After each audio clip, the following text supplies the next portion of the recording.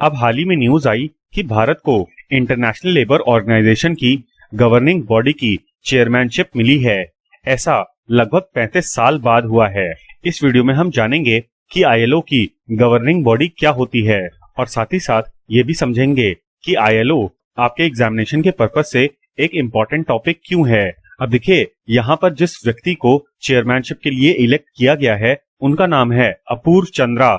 ये government of India में labour and employment के सेक्रेटरी हैं। इनका कार्यकाल अक्टूबर 2020 से जून 2021 तक होगा। अब आईएलओ की गवर्निंग बॉडी की बात करें तो ये एक एपेक्स एग्जीक्यूटिव बॉडी है जो कि पॉलिसीज, प्रोग्राम्स और बजट बनाने के अलावा आईएलओ के डायरेक्टर जनरल को भी इलेक्ट करती है।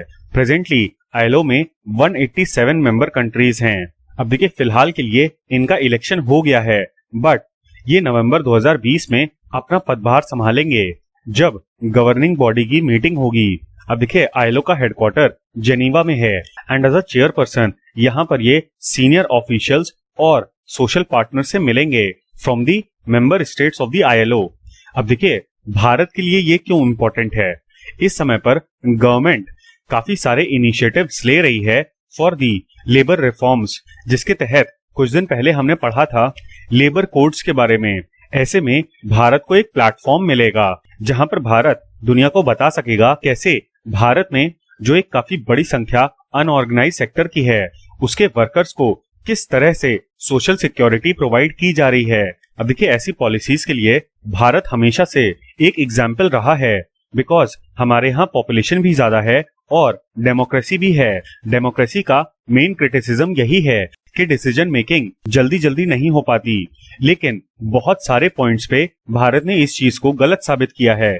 ऐसे ही हमारे रिसेंट लेबर रिफॉर्म्स हैं जिनमें लगभग 44 एक्ट्स को रीऑर्गेनाइज करके 4 कोड्स में बदल दिया गया है। अब देखिए, 2019 में इंटरनेशनल लेबर ऑर्गेनाइजेशन ने अपनी 100th एनिवर्सरी मनाई थी। ऐसे में किसी भी पेपर के लिए इंटरनेशनल लेबर ऑर्गेनाइजेशन के बारे में जानना काफी ज्यादा इम्पोर्टेंट हो जाता है।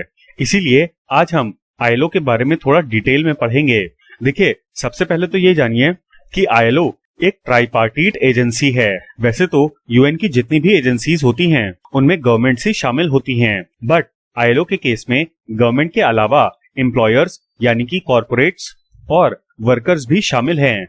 मतलब कि आईएलओ इन तीनों लोगों के लिए एक प्लेटफॉर्म है। आईएलओ की ऑब्जेक्टिव की बात करें तो ये लेबर स्टैंडर्ड्स सेट करते हैं apart from developing policies for right to decent work. ILO को ट्रीटी ऑफ वर्साइल्स के तहत 1919 में इस्टेब्लिश किया गया था as an affiliate agency of League of Nations. अब यूएन बना था वर्ल्ड वॉर 2 के बाद।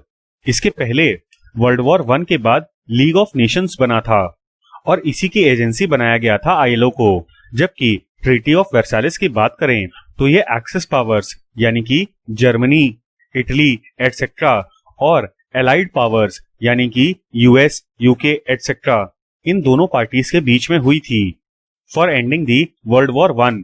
अब आप यहाँ पर देख सकते हैं कि 1919 में इस्टेब्लिश किया गया था आईएलओ को और इसी साल वर्ल्ड वॉर 1 का एंड हुआ था, जबकि वर्ल्ड वॉर 1 की स्टार्टिंग 1914 से हुई थी।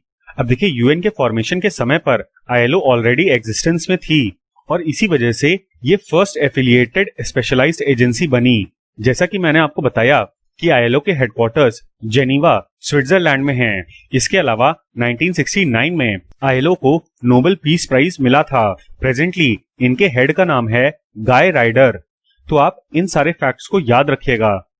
अब देखिए, आईएलओ में मेनली 3 बॉडीज हैं जिनमें गवर्नमेंट्स, एम्प्लॉयर्स और वर्कर्स के रिप्रेजेंटेटिव्स होते हैं।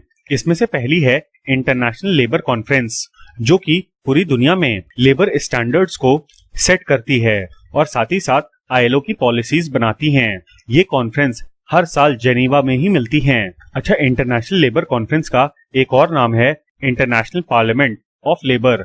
अब देखिए, इस कॉन्फ्रेंस में डिफरेंट सोशल और लेबर क्वेश्चंस के ऊपर डिस्कशन होता है।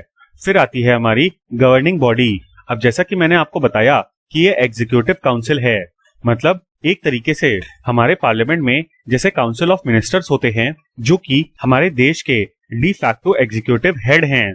अब डी जोरे यानी कि लॉ के हिसाब से हमारे एग्जीक्यूटिव हेड हमारे प्रेसिडेंट हैं, but president aid and advice of the ministers पे काम करते हैं। ऐसे ही आईएलओ में भी एक हेड होते हैं और वो एग्जीक्यूटिव काउंसिल की एड एंड एडवाइस पे काम करते हैं। अब ये जो गवर्निंग बॉडी है ये हर साल 3 बार मीटिंग करती है एट दी हेडक्वार्टर्स। अब देखिए काउंसिल ऑफ मिनिस्टर्स की तरह ही यहाँ पर भी इनकी responsibility policy decisions, programme implementation और बजट का होता है। अब देखिए जो इंटरनेशनल लेबर कॉन्फ्रेंस है ये हमारे पार्लियामेंट के बराबर है।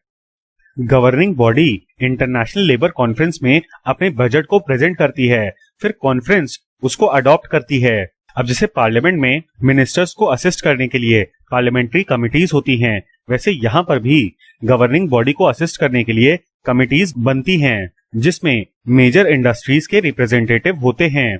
इसके बाद आता है इंटरनेशनल लेबर ऑफिस। ये आईएलओ का परमानेंट सेक्रेटेरिएट है। अब देखिए आईएलओ की जितनी भी एक्टिविटीज होती हैं वो इंटरनेशनल लेबर ऑफिस ही करता है under the guidance of governing body and the leadership of director general. इसको आप पार्लियामेंट के सेक्रेटेरिएट से जोड़ के देख सकते हैं। एक्चुअल में पार्लियामेंट का सेक्रेटेरिएट ही काम करता है, but it is under the scrutiny of governing body and under the leadership of president.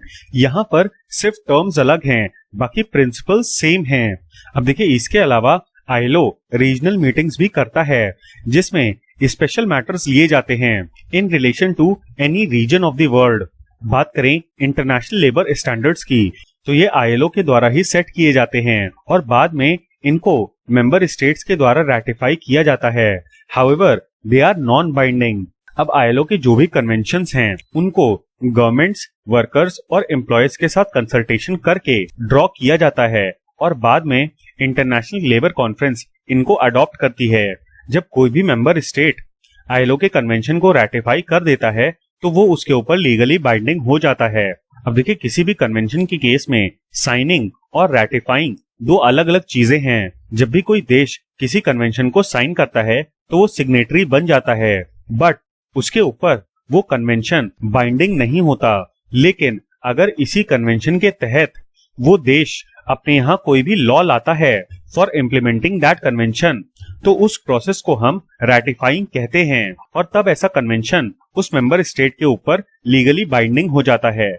अब देखिए आईएलओ ने ओवर द इयर्स काफी सारे डॉक्यूमेंट्स लाए हैं, बट इसमें से सबसे इम्पोर्टेंट है ILO declaration on fundamental principles and rights at work.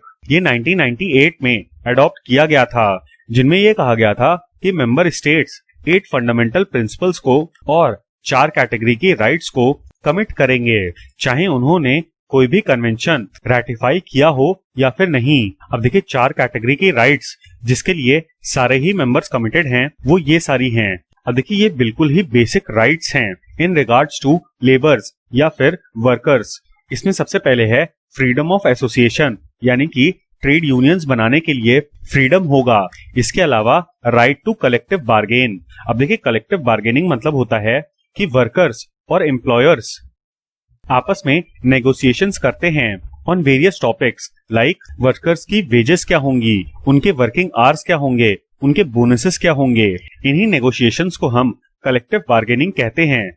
इसके बाद है एलिमिनेशन ऑफ फोर्स्ड और कंपल्सरी लेबर। अब ये राइट अगेंस्ट एक्सप्लॉयटेशन में ही आ गया।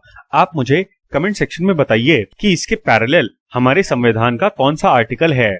फिर है एबॉलिशन ऑफ चाइल्ड लेबर। अब ये भी बिल्कुल बेसिक है। And lastly elimination of discrimination in respect of employment. इसके बाद 8 कोर कन्वेंशंस हैं आईएलओ के। इन सारे कन्वेंशंस को आप पीडीएफ में देख लीजिएगा, इनको एक बार पढ़ लीजिएगा, इनको याद करने की जरूरत नहीं है।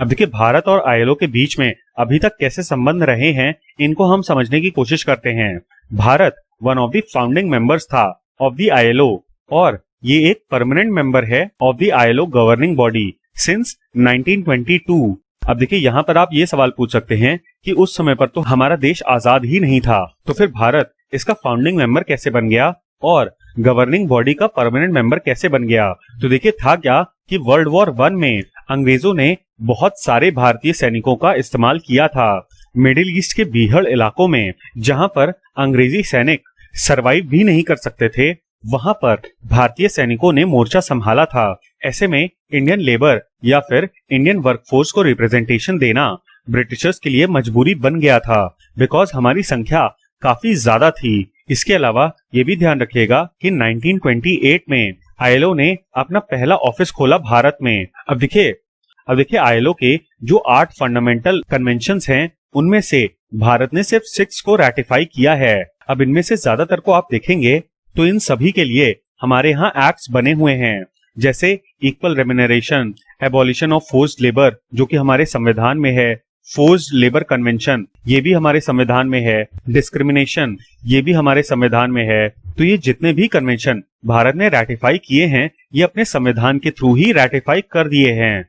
हमको उन 2 कोर कन्वेंशंस के बारे में जानना जरूरी है जिनको भारत ने रैटिफाई नहीं किया है। इसमें से पहला है freedom of association and protection of the right to organise जो कि 1948 में आया था।